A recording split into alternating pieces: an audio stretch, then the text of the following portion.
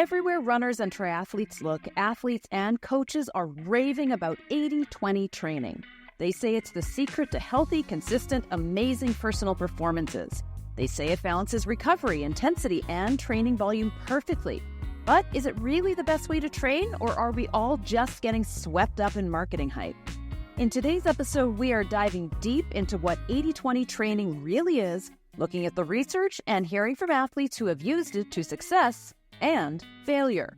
We'll explore if this method is backed by science or simply a clever marketing tool. So if you are serious about improving your training, stick around, because this could completely change the way you approach your workouts.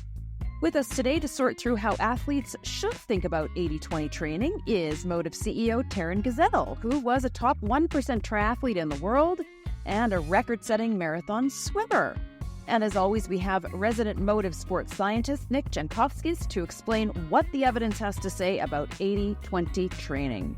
Now, if you are watching on YouTube and you want to listen, you can find the MOTTIV Training Show wherever you get your podcasts. Or if you are listening to us but you'd like to watch us talk, you can check out the MOTTIV Training Show on YouTube. So, Taren, Nick, who is going to start this off to explain what 80-20 training actually is? It is a little bit sciencey. Realistically, 80-20 is this concept of training of, well, how are we distributing our intensity across the training week? 80% of which is going to be very low or low intensity, and then 20% of the high intensity aspect. And then I guess within that, and we can go on and on now about, well, how do people break this down? But I've always approached it and looked at it as like, most of your work, to really oversimplify it even further, is most of your work is long, easy, slow. And then a little part of your week is going to be hard, high intensity, typically interval-based work at the top end. So it's really there to kind of cover all bases when we talk about, we're trying to get a really big amount of aerobic base adaptation from that long, slow, and capacity building. The top end is a bit of aerobic power, a little bit of VO2 max. Try and just boost up the top end of your engine, if you like. That's probably the oversimplified view. But you can really start to get into the nuts and bolts of, well, what exactly is defining those intensities? Typically, it's our key physiological threshold. So our first lactate threshold and our second lactate threshold, the two main parts of our physiology that sort of break up, or what means it stays down in the 80 and what means we're high enough to get up into the 20. Taren, can you give that to us maybe in a practical explanation that the average person can relate to, I guess, in the way that they would look at their training? Basically the same as what Nick said. It is, in my opinion, 80-20 training itself is a branded method of all of the most popular training methods that the best coaches out there use. Exactly what Nick said, that most of your training, roughly 80% of it, should be very low intensity, 20% of it should be very high intensity. There is a company that has come out and they wrote books about 80-20 running and 80-20 triathlon training, and really oversimplified what I would call, I would look at like polarized training, I would look at Maffetone method training, I would look at pyramidal training. All of these are generally 80-20 training, but when we look at what 80-20 training is itself, it's not really a new training method that is magically different or better than anything else. If there is anything that is magically different and better than anything else, it's that this company has gone and branded themselves 80-20 training. And I think they've done a fantastic job about packaging it up, marketing it in a way that people can understand. I think that it's probably oversimplified, but it's a very good gateway drug towards really good training, I'd say.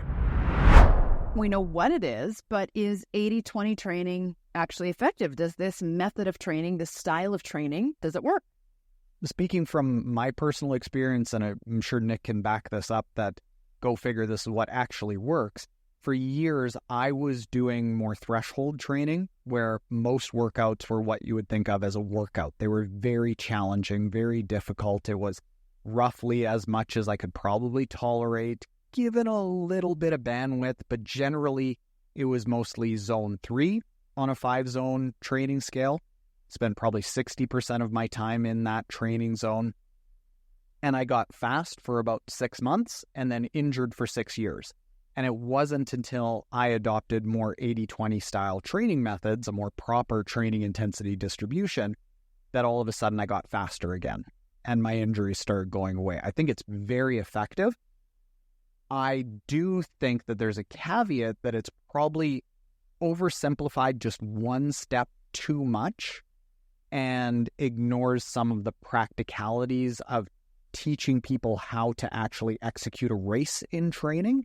But from a global standpoint of saying 80% of your number of workouts should be low intensity and 20% of your number of workouts should feel quite challenging, I agree with that. That's good. The nuance that I think gets lost in over 80-20 training is where I think it can be improved upon. Nick, do you have any counter thoughts to that, or does the science kind of support what Taren has said there? No, it's pretty spot on. I think definitely that contrast between threshold training and say this 80-20 model. Threshold, very traditional endurance training. Go and train at intensities that are very similar to what you have to execute on race day. The downside of that is, as Taren mentioned, it can lead to a bit of plateauing because it's a very similar amount of load. And realistically, it's kind of the scientific term for that. So consistent, same load is monotony, because it's just the same thing again and again. But when we have this very monotonous or very, very similar low variation in training loads, that be intensity and volume interacting, you can lead yourself into things like being a bit burnt out, getting a bit injured. It's the same. But then from a testing in the lab perspective, what we see happen to athletes is that same load in the short term, great. You get a really nice improvement to things like threshold, but sometimes it's not enough stimulus to do one of two things: either build a little bit more capacity, because we start to become a bit limited on how much training we can do in the week. There's only so much threshold work or sub-threshold work or tempo that you can actually accumulate in a 7-day or a 10-day cycle, however we want to dictate those weeks. But at the same time, it's maybe not hard enough to really stimulate a change to something like VO2 max to extend the top end of your engine out and give us more room to build that threshold within it. So this is where that 80-20 really comes into play, is it gives you something that you haven't already been doing. And I reckon that's where most of the adaptational benefit for a lot of amateurs in particular is we're just filling in a gap or a deficit or a hole that they haven't already been filling with their traditional endurance threshold-based training. It's just a nice way to fill in a couple of extra parts of our endurance engine overall. I'd like to add that, just backing it up a fair bit, when we look at like what does the 80 do and what does the 20 do, I think that's important to understand. And the 80, I find, is really, really important for us amateur athletes, because amateur athletes aren't like Nick's clients, where we are probably quite elite. We've probably had a lot of years and maybe decades of training very regularly. So a lot of us, myself, most people, are coming into running or triathlon in their 30s or 40s without a huge amount of aerobic exercise in their body. So what I see happening is people get into endurance sports and we just don't have the mitochondrial density of very elite athletes. So our body isn't very good at producing energy, because it's that mitochondria that really produces energy. And when you're doing 80% of your training at a low intensity, you could do a lot of it. And that 80 is very good at producing mitochondria. So you get a higher capacity, like what Nick is saying. That 20 really teaches the mitochondria how to work. So if you're just an average person in your 30s, 40s, that's all of a sudden coming into exercise and thinking that you're going to go and smash out really good threshold efforts, it's just not going to happen, because you don't have the building blocks in your body with mitochondria to actually produce all that energy.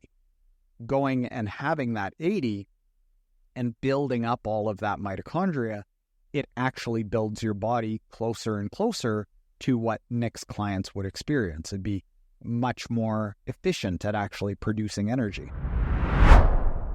Just to clarify this, you are both saying that to go faster, you actually have to go slower. So Nick, can you explain how this works? Yeah, in a nutshell, a lot of it is to do with, well, how much volume can then you accumulate? If you go slower, well, likely you're going to be able to go with less fatigue ultimately. If you take the same 1 hour run as an example, if we go a lot slower, we're going to be a little bit less fatigued from it. So does that mean we can actually go and accumulate more volume across the week?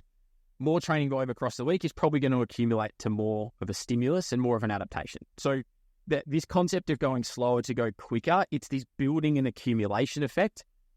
Yes, the logical part of it is if I want to go run at a much faster pace specifically for an event, at some point I will have to go and train myself to run at that. I can't run 5-minute Ks per kilometre and expect that I'm going to be able to execute 3:30 pace on race day and be fine with it. But it's this foundational building that we've talked about. It's developing, I guess, the infrastructure for us to be able to take in, transport, utilize oxygen effectively, break down fuels effectively, have more mitochondria to generate the energy we need to keep creating that movement, and a greater stimulus there. If you compare, like you take a cohort of amateur athletes and one group is running five hours a week, one group's running 10 and one's 15, and you change nothing between them other than the amount of volume, typically the athlete who's doing 15 hours a week is probably going to come out on top more often than not. Is that saying that everyone has to do more of this volume, more is better? No, there is a cap and a limit to that on how much personally can you tolerate, fit in the training week, of course. But what we're really talking through is the long, slow, continuous work. The more volume you can accumulate there that is relevant to you or practical for you, it is going to lead to a slightly more potent stimulus over time. And this is where we see our elite endurance athletes training 25, 30, 35 hours a week. It's this really, really high level of stimulus. But the importance is keeping the intensity down to allow you to back that up day in, day out to accumulate it. Something I'm going to add in that I found, and that basically all of the athletes that work with us on the MOTTIV app coming from other more threshold-based plans experience, is what I found is when I was doing more threshold work, I would do my kilometer run repeats at, let's say, 420 to 440 per kilometer. That was all I could muster because I was coming into those workouts really tired. When I switched to 80-20 training, basically overnight, all of a sudden, I was able to do those same kilometer repeats at 4 to 415. And because I was coming into them with much, much less fatigue, I could execute them at a much higher level. And that higher level, that higher intensity, the faster leg turnover, using more oxygen, all of that is, of course, going to have a bigger training stimuli. So it's not like you're just training slower all the time. It's that you're training slower to be able to train faster when it's time to train faster. And you don't have to train fast all the time. It's more like 1 in 5 times, you're going. You are really hitting the workout very, very hard. And the harder you can hit it, the more your body's going to adapt. If you're coming into it with a pile of fatigue, good luck going as fast as you possibly can. Coming into it fresh, because 80% of your training is low intensity, you can work at a much higher level. And I think for us amateur athletes, that's why we see that 80-20 training or polarized training is so effective even at 6, 7, 8, 10-hour training weeks. It's not like you have to be doing 30-hour weeks for this to actually work. It even works at the lower training volumes that us normal people have to work within.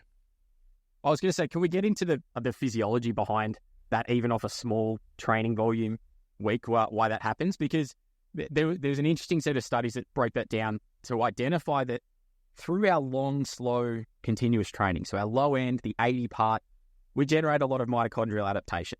But then there was some interesting research to find that in the really high intensity work, which is spot on to what Taren, you're saying there, is if you give yourself that ability to push hard enough or to that level that you actually need to get the 20 right, we activate the same, I guess, through a different signaling pathway, we activate the same, it's called a master switch.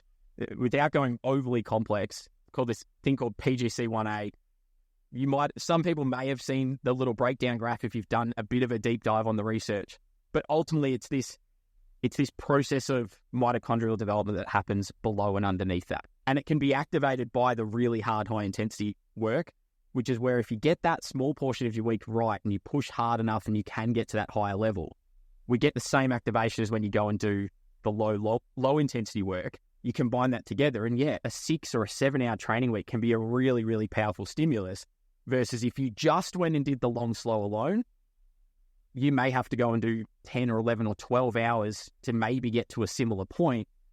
But then the other component, and the second sort of set of stages, is for a lot of cases, you get to a certain point of VO2 max. It's for some amateur to high-end amateurs, it's going to be around 55 to 60 relative VO2 max, where if you're just doing long, slow alone, you're probably going to see minimal then continuing increase. Like there's a point at which that will only give you so much. You're going to have to go and do some hard stuff later down the track. So I always find, particularly in the amateur population, this is a really good accelerant tool to try and lift things quite not rapidly is the right term. It still takes time. It will take months and months, but comparative to just doing the long, slow stuff, you incorporate some really effective high intensity.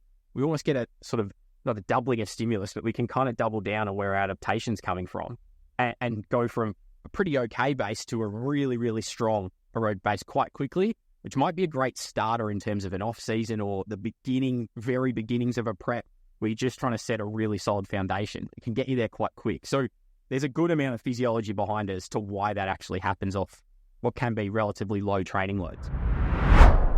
How does 80-20 differ from other methods? And we've kind of alluded to the fact that some people just want to train hard all the time, and that does not work. That will not bear fruit for you. But how does 80-20 differ from some other methods? 80-20 training differs significantly from threshold training. I would just call threshold training bad training. It's not very good. What is threshold training? Threshold training is what a lot of people do. It's where you go out and you train moderately hard most of the time. You're never going too easy to actually feel recovered. You're never really going hard enough to create a lot of training stimuli. You're going in a training effort that feels like exercise, but is intense enough to feel like you're doing something. But it tends to also be called the gray zone of training because it's not really enough of anything to really do a lot of good for you. Works really well for about 6 months, but after that, people hit that plateau. But if we start looking more at, good training methods, Maffetone method training, polarized training, pyramidal training, which is what we would be more of a proponent of, 80-20 training, they don't really differ that much. I'll let Nick talk about how the training zones and the science of them might differ, but from a really broad perspective, they're all saying the same thing. Most of your training should be very light, low intensity, long occasionally, and then 20%, 25, 30%, 15%, somewhere thereabouts should be a much more intense day. Yeah, so I guess the differences there of like the threshold, and a good way to visualize it is if you kind of you can kind of hold up your hands in front of you. Is a really nice way I think of visualizing it is these are our thresholds. Our first lactate and second lactate threshold doesn't kind of matter which way we're talking, but ultimately you're thinking like an upside down U shape is our threshold model. It's like most of your work sits between these two pillars, and there's a bit on either side, but not much. Whereas a polarized model is there is a bunch over on one side, that low intensity aspect. Before this side, there's not much at all, if anything, in the middle, and then there's a little bit on the top end. Something like a pyramidal kind of follows like a sloping shape. Heaps over one side, a bit in the middle, so we get that race specificity, and a little bit at the end. So in terms of understanding like where that sort of sits, like these different models have different effects at different times, but that higher one in the middle, that threshold model, really is quite limiting in terms of you're going to plateau at some point. As we said, it's not easy enough to maybe allow you to accumulate some more volume. Maybe you're a bit fatigued a bit too often, becomes a bit monotonous, but then it's just not hard enough either. A lot of people talk about this gray zone concept. Like that is what we call in gray zone. It's kind of, it has a bit of a purpose. It can be specific for some events. Like if you're running a 10K, threshold's quite specific. But if we're trying to build some really overall big capabilities of our total aerobic engine, we probably need to get a bit out of that to really maximize that ability and get the best bang for buck out of the training in a week. You'll still get an aerobic stimulus in a threshold block, but it's probably not as potent of a stimulus if we're looking general adaptation. And that's the key here. talking general adaptation versus a very specific adaptation that the threshold will give, which is where something, Taren's spot on, something like a pyramidal model where it's largely this 80-20 concept, but we're just going to fill in a little bit of a gap of your race specificity in there as well. Perfect. It covers all bases, and that's probably the best for like an in-season or a building preparation phase. If we're talking just trying to get as big of an aerobic engine as you can, for most people, something like an 80-20 or this more polarized model, lots of long easy, a top up of high intensity and not much in between. It's probably the simplest but most effective way to get there in the shorter term. Let me turn this around. How will people go wrong if they're following 80-20? Because it sounds like what both of you said so far is that this is the way to go. 80-20 is it. But will people go wrong if they follow 80-20? Can they go wrong? I think that there are a couple of downsides to it. Number one is that it's oversimplified, just saying that 80% is going to be low intensity, 20% is going to be high intensity. It's really not practical for people. So we do get a number of comments from people saying, I'm looking at my Garmin or my Training Peaks or whatever it might be and saying, like, I just can't get it to be 80-20. Like, well, yeah, it's almost impossible because you can't go from strictly zone 1 and zone 2, bam, up to zone 4 and 5 with nothing in between. You're going to accumulate time in between. So there is that. That's a downside. I think it oversimplifies things.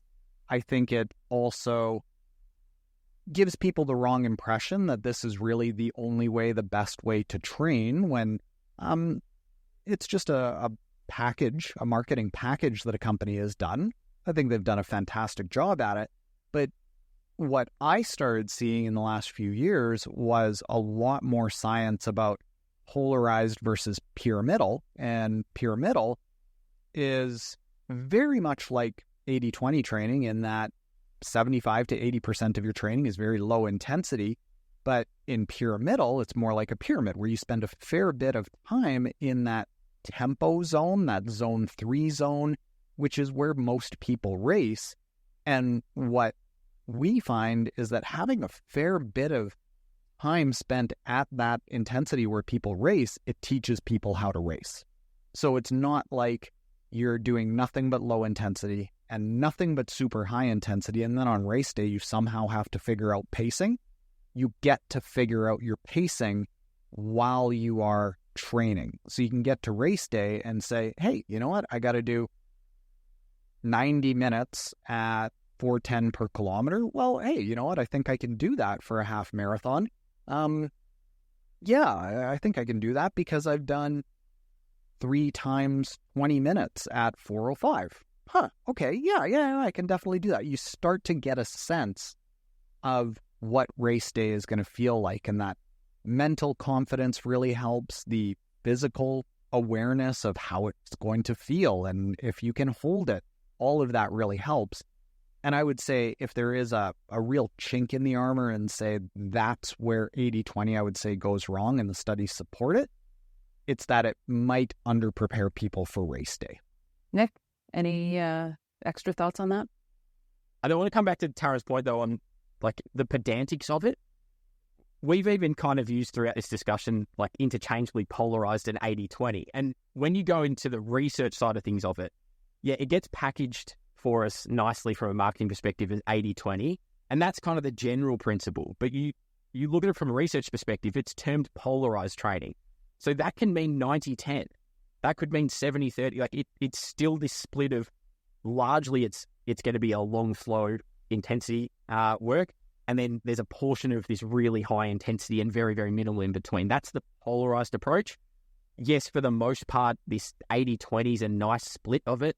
But practicality-wise, like if you actually looked at most people who try to implement 80-20 into their week, it's probably more going to be like 85-15 or maybe it's 75-25. If you only run 4 times a week, like it can sometimes be very difficult to get the actual 80-20. But then also, what are you classing as your 80-20? There's even been a debate around, what do you do it off the number of sessions? So if you have 2 high intensity interval sessions, like is that your 20% pending the number of other sessions, or are you looking at time in zone within sessions? Like there's how are you defining those? all of that's probably not as important as, well, we're going to try and spend most of our time long and slow, and there's a small portion of our week that is up high intensity. And whether that's a 90-10, whether it's a 70-30, like that kind of split isn't the really relevant part there. Because then, as Taren said, it's like you can then just manipulate that to then suit maybe a little bit of a different model that largely is the same. It might be 70% long easy. There might be a 5% really hard high intensity, and then you fill in the rest of the gap with your sort of threshold, zone 3, your tempo type work in between. And that's our pyramidal approach. But kind of for the most part, it's still fitting this polarized 80-20 model. So best tip is don't necessarily get caught up, I guess, on the semantics and like nitpicky, calculate every minute out in your training week. It's following the general principle that's the really key part. If an athlete's out there watching this going, okay, great, then I think I want to do this. How do I put this together? How does a person put it together? There's a really good app out there called MOTTIV that people can use that follows this. Biggest thing for age groupers that I find, and the hardest part about all of this, is getting what intensity is your 80% to be done at nailed down. And how we like to do it in our app, because it's sort of the best do-it-yourself way to figure out your zones that we've found. It is the carve-in method, where we get people to do a max heart rate test. We will get them to do a run where they'll do a mile, a little warm-up of 2 miles, then a mile at tempo, then 400 meters all out without resting at all between any of this. 400 meters all out, then 400 meters at the end, where every 100 meter you cue yourself to push a little bit harder. Get your max heart rate, then wear a running watch that measures your heart rate overnight, or an Apple Watch or something like that, to get your resting heart rate, enter your resting heart rate and your maximum heart rate. And we find that for most people, it gets really fairly accurate training zones when we start comparing them to lab results. Not as accurate as lab results, but definitely better than percentages of your age or just random calculations, because it actually deals with your unique physiology. And then the hard part starts, where you have to start spending a lot of your time at that low intensity training zone. Tends to be fairly easy swimming and cycling, quite hard for people that are just starting out running. And that's a topic for another show, where how do people actually do that and get started low heart rate running? Because that's the most challenging thing for somebody who's new to it, that doesn't have that mitochondrial density, that is not used to running and having to keep your body upright through that additional force of the pounding of running. That's where you're going to have challenge. What I'll say as a big caveat where a lot of people go wrong with this is they go, it is so hard, I'm just going to dedicate 100% of my training hours to low heart rate training so that I get better at it really quickly. As Nick talked about, that's actually one of the slowest ways to do it, because you need that combination of mostly low intensity paired with the high intensity to really teach all that new mitochondria how to work really quickly. That's really where I'd start, is getting those heart rate training zones dialed in. We like heart rate for a number of reasons that I can talk about in another show, but getting those zones dialed in to what is right for you, and then accepting that you're going to have to run quite a bit slower than you think you normally should be, is it's the crux of it. If you can get past that first 2 to 3 month learning curve, 80-20 training becomes quite easy. Nick, you can just confirm with the science here, running slow is actually going to work. Absolutely. But Taren's spot on in terms of setting up some accurate training zones is a really important part of the process to know, am I running slow enough in those easy sessions, and I'm making sure my easy sessions are in fact easy enough.